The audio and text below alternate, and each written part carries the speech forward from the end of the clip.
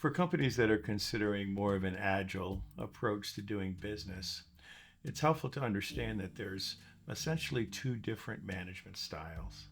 One management style we refer to as high trust. High trust is a management style where roles are very clearly defined, processes are very clearly defined, goals and objectives are very clearly defined, and we can finally push down decision making to the lowest levels of the organization.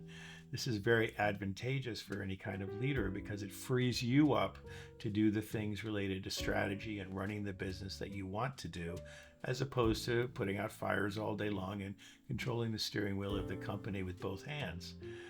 The inverse of the high trust model is called the low trust model. The low trust model is a traditional business model.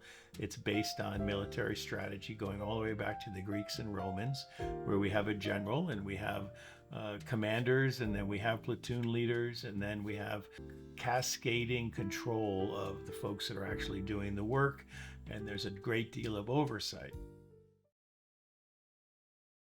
So if you consider how project management works, a low trust project manager uses a Microsoft project plan. They plan every task out, they put hours to everything, they track percent complete of everybody, and they're carefully controlling every action on the ground, with the theory being that it will eventually produce a good product. The problem is if any of us look honestly at the history of delivering products and services, everybody knows that that model rarely works as expected. We rarely deliver on what we planned. We rarely deliver on the cost and the estimate that we were given, and we rarely produce the product the way the customer really wants it. In a high trust model, we push that decision making down to the people that have the day-to-day responsibility of getting that work done. Now, I'm not saying that you just freewheel it, willy-nilly, say to people, do whatever you want, and unfortunately that's what a lot of companies that call themselves Agile have done. I'm saying you have very, very crisp understanding of roles and accountabilities, very crisp understanding of what's expected, and you give the folks on your team an almost governmental capability of managing themselves.